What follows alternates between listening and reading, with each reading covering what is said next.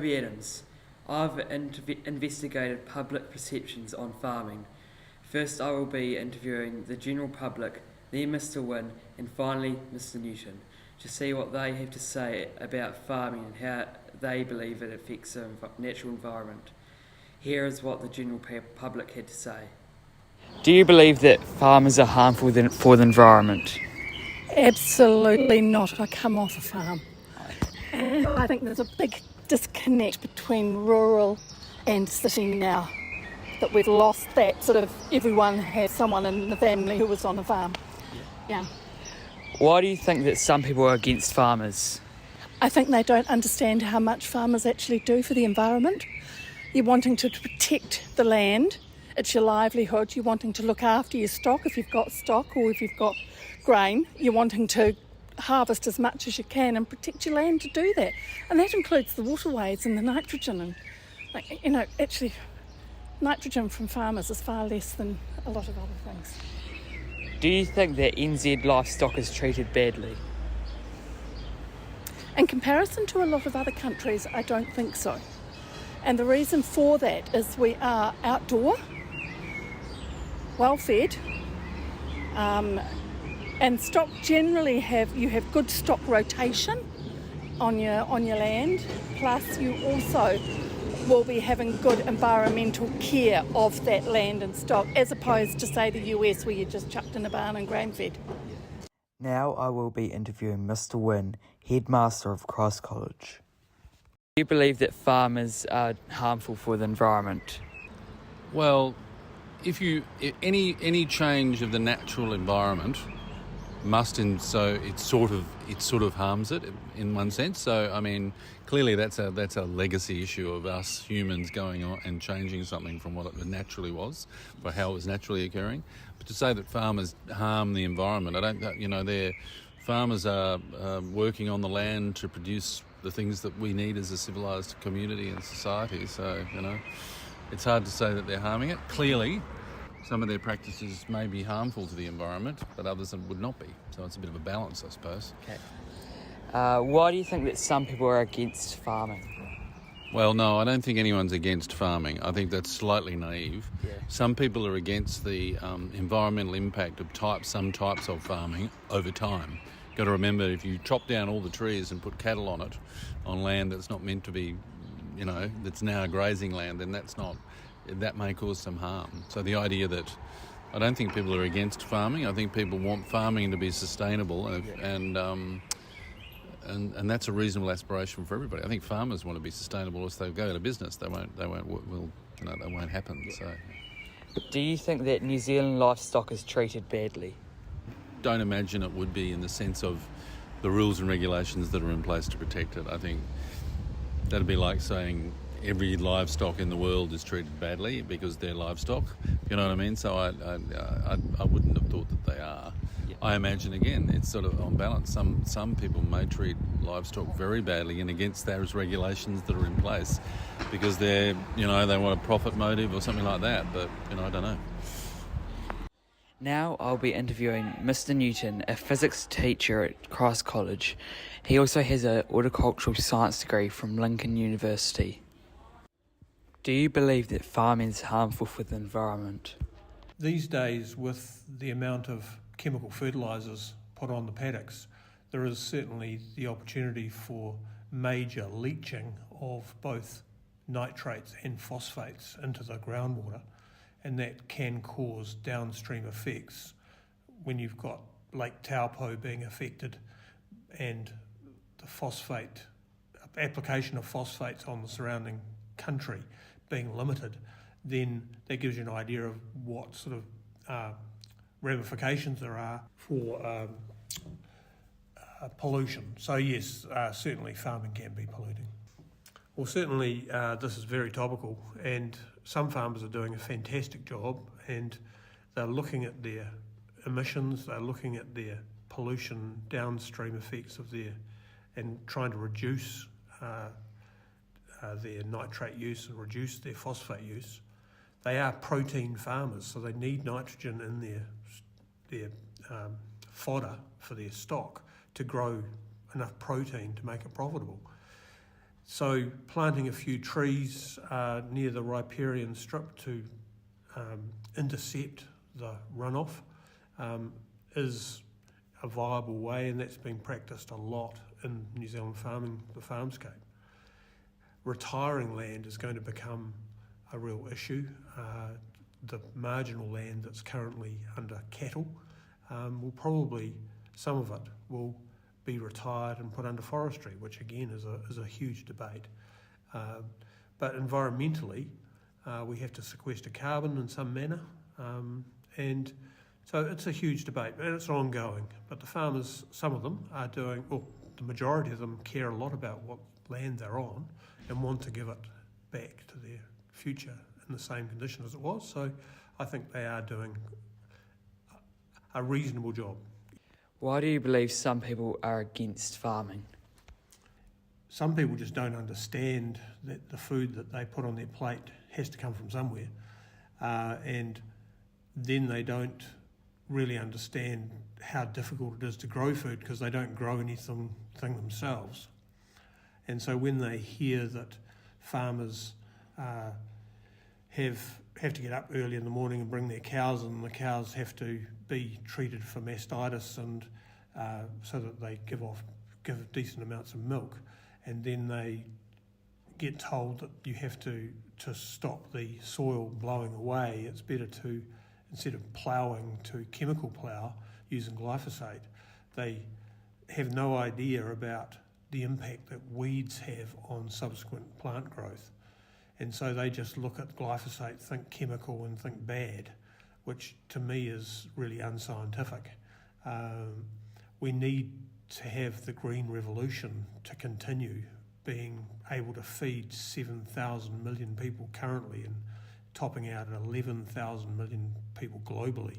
We need to have the ability to use chemicals and fertilisers, but there's a balance. Do you believe that New Zealand livestock is treated badly?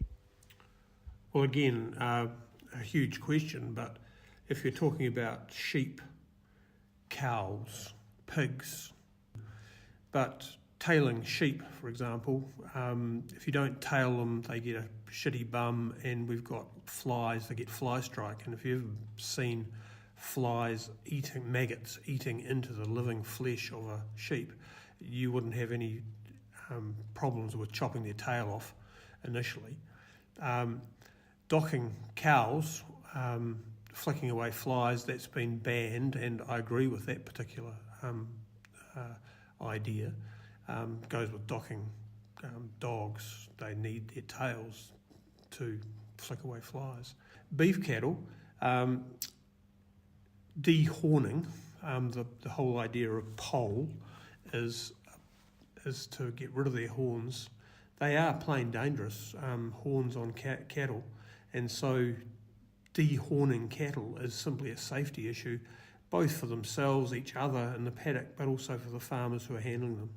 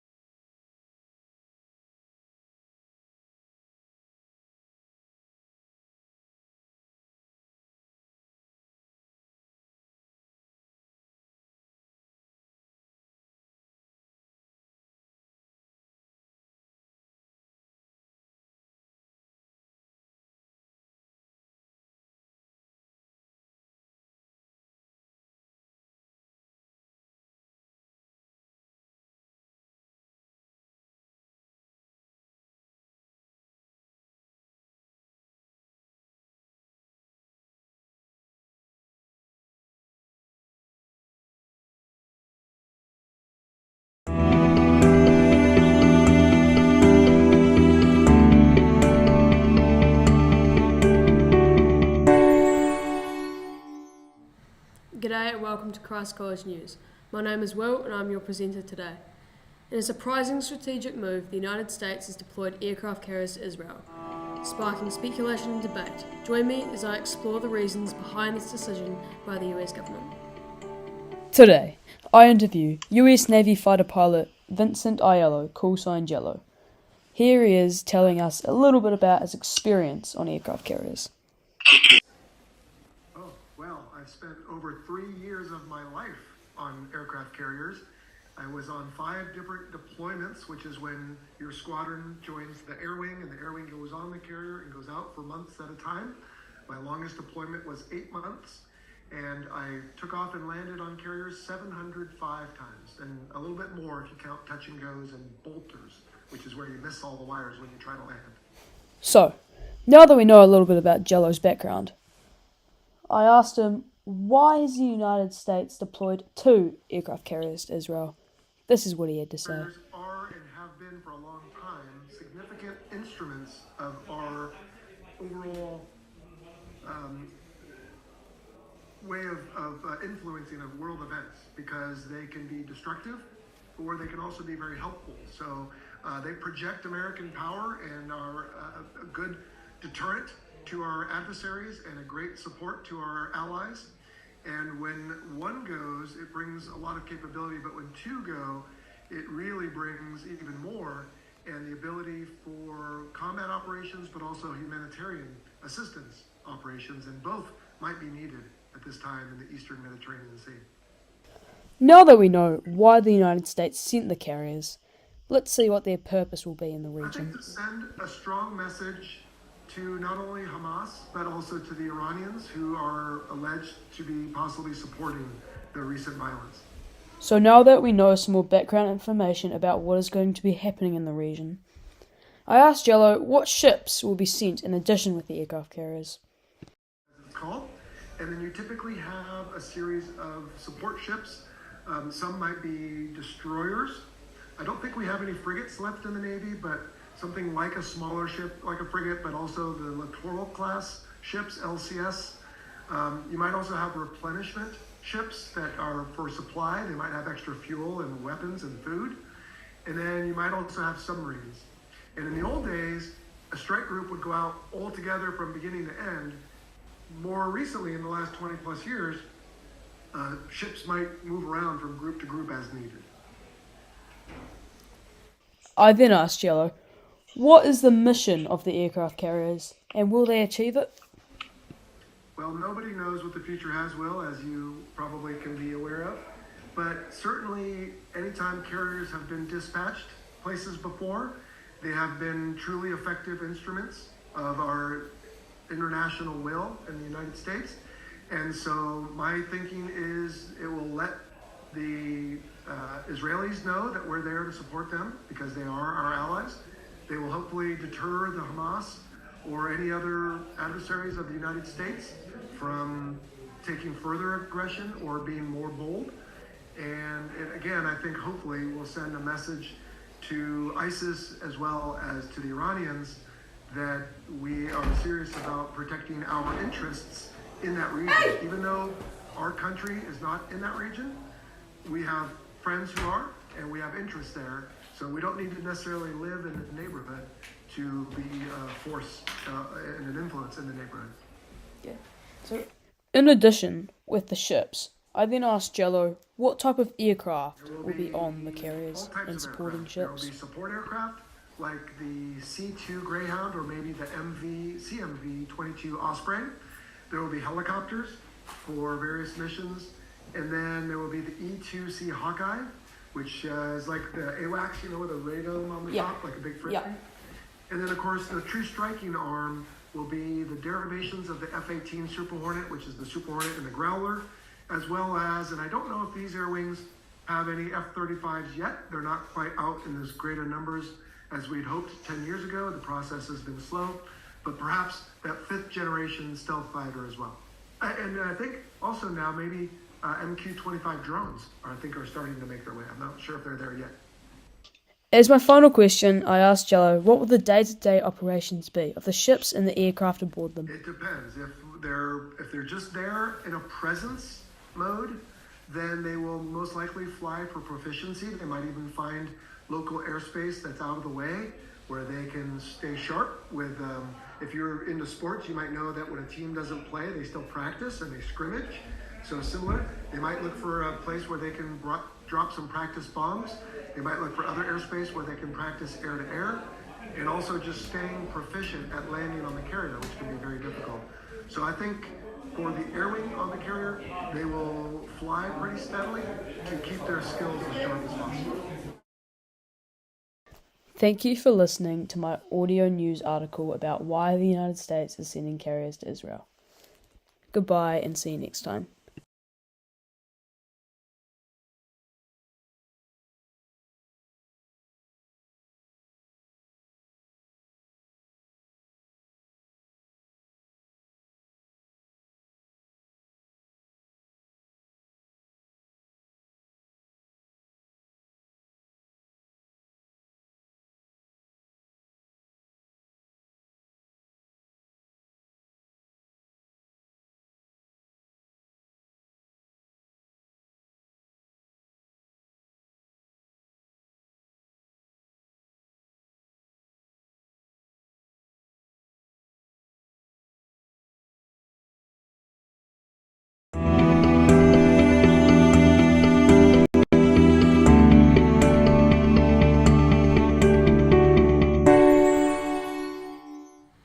Hello, I'm Peter Beasley, and today my podcast is about Mr. Donaldson and his career at Christ College. In the process of making this podcast, I've interviewed two different English teachers, Mr. Donaldson's cleaner and Mr. Donaldson himself. Here we have Miss Nicholson, an English teacher at Christ College. I think that sort of probably Mr. Donaldson's top quality is his consistency. I think that he is really consistent in the way that he approaches things. He seems like super disciplined within himself, which I think is quite admirable. And probably a side of him that maybe the students don't see so much is that he's actually hilarious. He's quite a funny, sort of witty person. I think students got a bit of a insight into that during lockdown. But he's actually pretty hard K. I think again it comes back to that consistency. He has provided students with a really consistent approach to discipline within the school. He's really sort of procedural in the way that he deals with things. And from an English point of view, he's a pretty fantastic English teacher. He's a great balance of sort of stern but supportive. And a word that came up when I was thinking about it was vigilant, sort of always watching. He is like a meerkat. So the sort of, upright, peering around, that's him capturing boys with incorrect uniform. It's the image that I get in my head. Now we have the current head of English at Christ College, Mr. War. It's interesting with Mr. Donaldson because he has a lot of qualities that I admire. And when you ask that question, I recall when I first met him when I applied for my job here. He's been involved in the employment of so many of us in this school.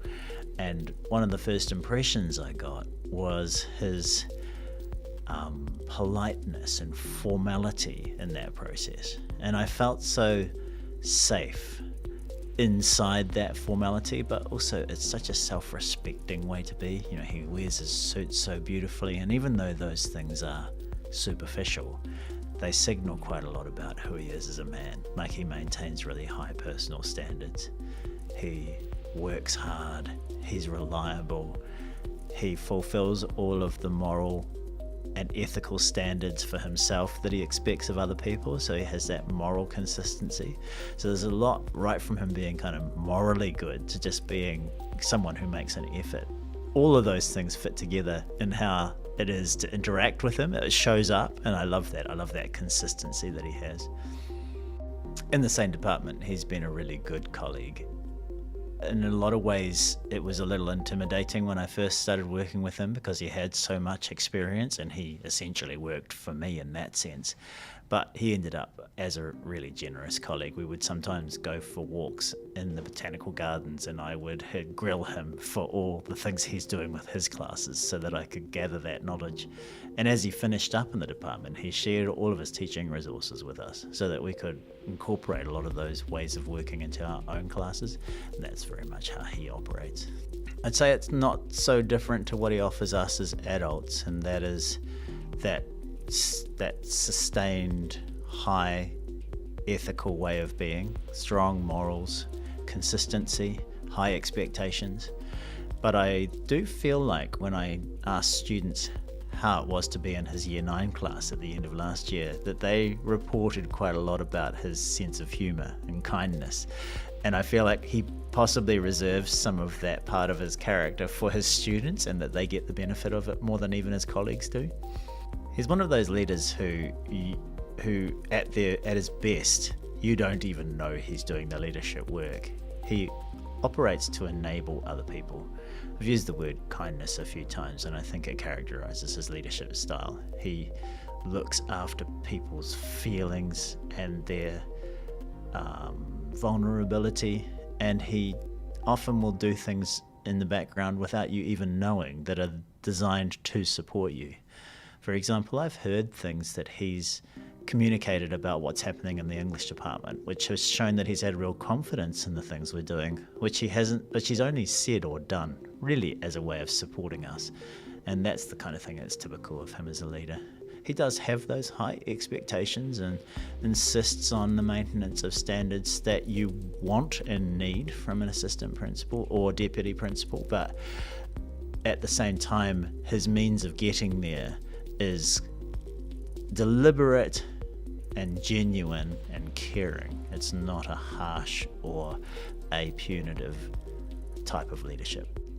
I know this might seem a bit odd, but I do think of a puma, the kind of apex animal, but I know they're predators, and as an English teacher I'm thinking, what is this actually saying about Mr. Donaldson? But I just think of them as kind of awesome, and he's kind of awesome. Next, I decided to grill Mr. Donaldson's cleaner about him. I've cleaned for Mr. Donaldson for probably about 27 years. His children were, well, one was a baby, and now they're in their 30s, so it would be 27 years. I then asked her if she's encountered any difficulties cleaning for Mr. Donaldson. Oh, many over the years, many.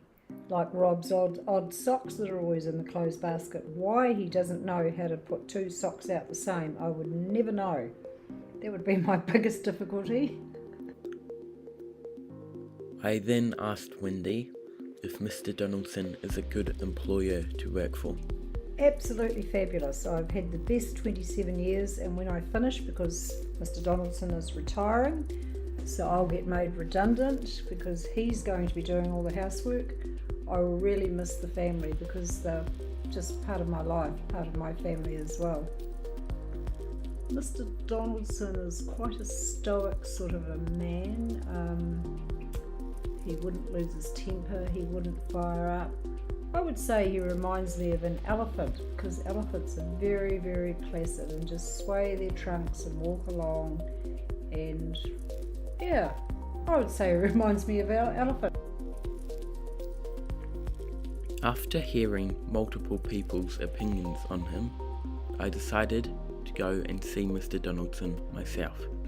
Here he is. I think students now face a world of uncertainty and anxiety. I think we're looking at global warming, we've got war in Ukraine, now we've got war in Israel, we've got economic uncertainty, jobs, and the whole job workplace keeps changing.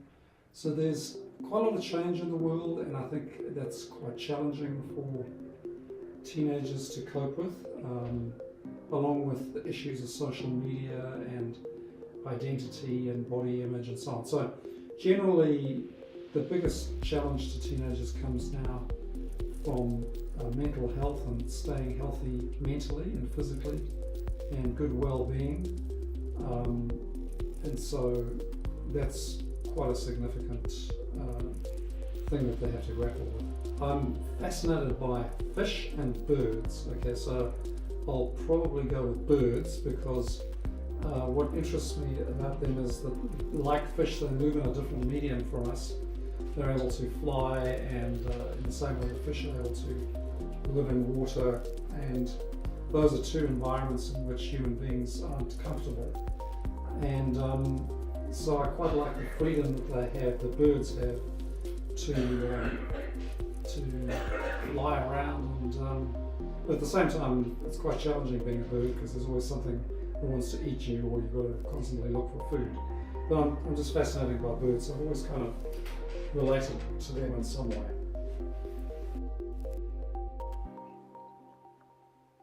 I think that after hearing these interviews with and about Mr. Donaldson, I can confirm that he is a Deputy Executive Principal that will be greatly missed. There's a range of animals that people think of when they see him, but yeah, I can confirm that he'll be greatly missed over the next few years.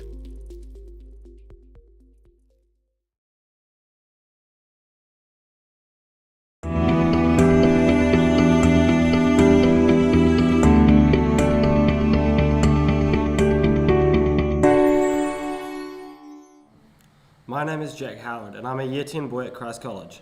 This year I was fortunate enough to be a part of the Christ College Junior A basketball team that ended up winning the first ever Grocott Trophy.